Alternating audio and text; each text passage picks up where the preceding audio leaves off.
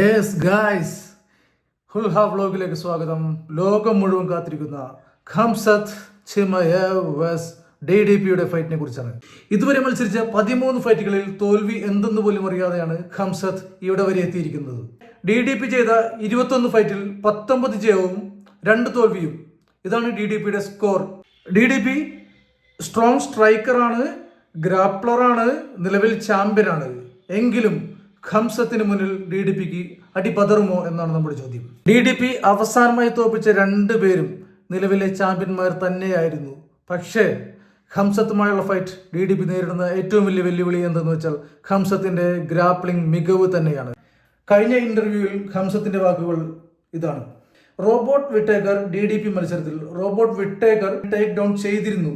അതുപോലൊരു take down എനിക്ക് കിട്ടിയാൽ ഞാൻ DDPയെ ഫിനിഷ് ചെയ്യും എന്ന് തന്നെയാണ് ഖംസത്തിന്റെ വാദം. ഖംസത്തിന്റെ രീതി എന്തെന്ന് വെച്ചാൽ ഫൈറ്റ് തുടങ്ങുക, ആദ്യത്തെ 1 മിനിറ്റിനുള്ളിൽ തന്നെ ഓപ്പോണന്റിനെ ഗ്രാപ്ലിംഗ് ചെയ്ത് ഗ്രൗണ്ടിലേക്ക് കൊണ്ടുപോവുക, അവിടെ വെച്ച് ചോക്ക് ലോക്ക് ചെയ്ത് ഫിനിഷ് ചെയ്യുക എന്ന് തന്നെയാണ്. ഡുപ്ലസിന്റെ പ്രത്യേകത എന്തെന്നാൽ ഡുപ്ലസിന് തോൽക്കാൻ യാതൊരു മടിയുമില്ല. ഖംസത്ത് നേരെ ഓപ്പോസിറ്റ് ആണ്. ഖംസത്തിന്റെ റെസ്ലിംഗിനെതിരെ DDP എങ്ങനെ ഡിഫെൻഡ് ചെയ്യും എന്നൊരു ചോദ്യത്തിന് DDPയുടെ മറുപടി: ഡിഫെൻഡ് ചെയ്യും, ഞാൻ തിരിച്ചു വരും, ഗ്രൗണ്ടിൽ തന്നെ കിടക്കില്ല എന്ന് തന്നെയാണ് DDPയുടെ മറുപടി.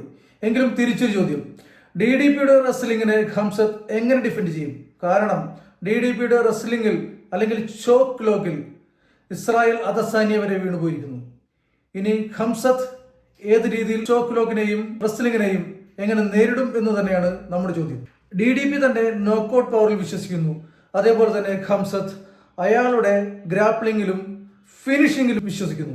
DDPയുടെ വാദം തികച്ചും വ്യത്യസ്തമാണ്. ഖംസത്ത് തന്നെ ടേക്ക് ഡൗൺ ചെയ്യും എന്ന് തന്നെയാണ് DDPയുടെ വിശ്വാസം. എങ്കിലും അവിടെ ടേക്ക് ഡൗൺ ചെയ്താൽ അവിടെ നിന്ന് ഞാൻ ഉയർത്തെഴുന്നേൽക്കും എന്നാണ് DDPയുടെ വിശ്വാസം. ഫൈറ്റ് തുടങ്ങി ആദ്യ റൗണ്ടിൽ തന്നെ ഖംസത്തിന് ഫിനിഷ് ചെയ്യാൻ കഴിഞ്ഞാൽ അതിൽ വലിയ മുതൽക്കൂട്ടായിരിക്കും.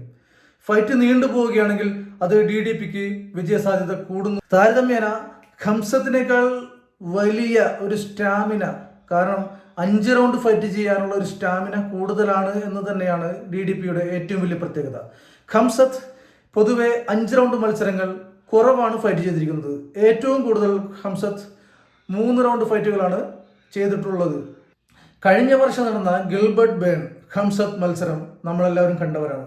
5 റൗണ്ട് മത്സരത്തിൽ ഖംസത്ത് അവസാന 2 റൗണ്ടുകളിൽ നന്നായി സ്ട്രഗിൾ ചെയ്തു. എങ്കിലും വിജയം ഖംസത്തിന്റെ കൂടെ തന്നെയായിരുന്നു. DDPയും ഖംസത്തും ഒരുപോലെ നേരിട്ട ഒരു ഫൈറ്ററാണ് റോബോട്ട് വിട്ടേക്കർ.